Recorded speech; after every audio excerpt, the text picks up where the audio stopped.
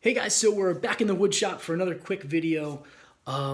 Just wanted to share someone with you who we encounter in scripture and I think is so super interesting. Someone you've probably never heard of is a guy named Nicodemus. Nicodemus he only appears a couple of times in the Gospel of John, but he's so interesting. I find him fascinating and I want to be like him. Here's what we know about him. Number one, he's a Pharisee. And generally when you hear the word Pharisee, you probably think of like a religious hypocrite, someone who has all these sets of rules or whatever, but doesn't follow them. That's usually a contemporary, modern day version of what we talk about when we say Pharisee. But a Pharisee was a really well-studied Jewish person who had some sort of like legal background in Jewish law.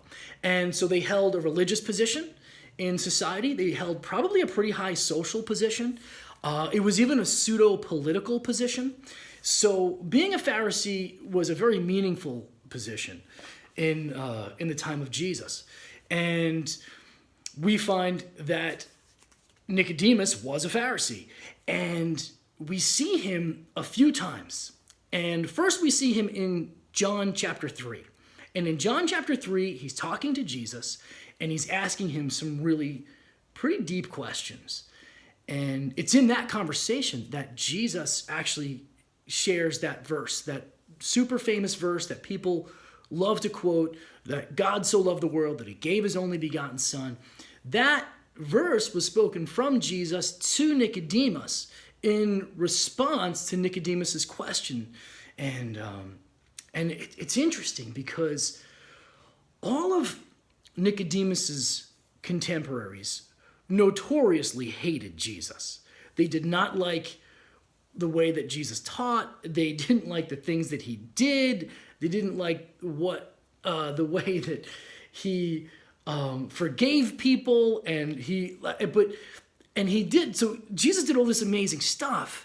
And most of the Pharisees, who were really well studied and the prominent religious leaders of his time, were challenged by this, but they were threatened by it.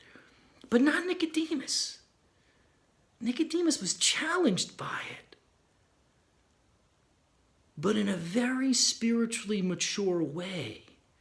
He was challenged by what he saw Jesus do.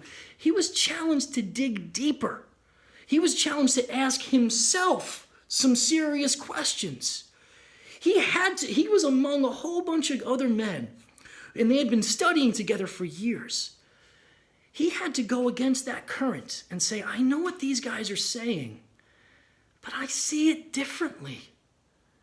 He had the courage to kind of take his own route. And because he had that courage to ask himself some hard questions, then he had the courage to ask Jesus some hard questions. He got some powerful answers. Really, I mean, the conversation he had with Jesus in John chapter 3 is one of the most powerful conversations that two men have ever had in history. And it's amazing. And then we see Nicodemus a little bit later in Scripture. In the same Gospel of John, in John chapter 7, Jesus is, there's a conversation happening between Jesus and the Pharisees are trying to, the other Pharisees are trying to trap Jesus, and Nicodemus is there, and he calls his friends out, and he is like, guys, what you're doing and what you're saying is contradictory to the law that we all have studied. What are you doing? That's not right.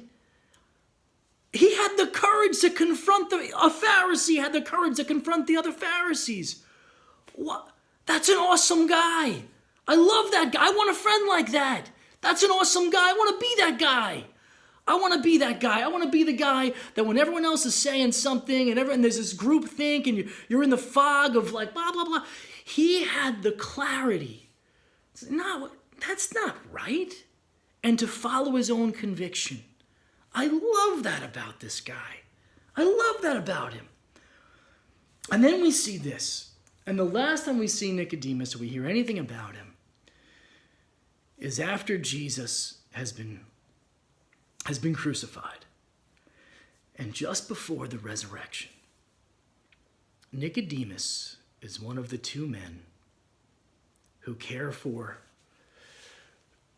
take responsibility for and care for his body.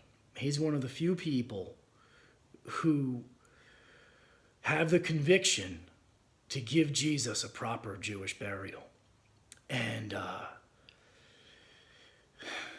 he finished well. Nicodemus finished well. I love that about him. How difficult that must have been for him to do that. That last act to take care of the body of Jesus when he knows that it was his own contemporaries who had slain a man who was innocent. But he did it. And man, I want to be like Nicodemus. I want to have the courage to ask myself hard questions. I want to have the faith and the courage to ask God hard questions. I want to have the faith and the courage to confront my friends and ask them hard questions when they're acting outside of their own convictions. And I want to finish well. I want to finish well. I want to live out those convictions. I want to be like Nicodemus.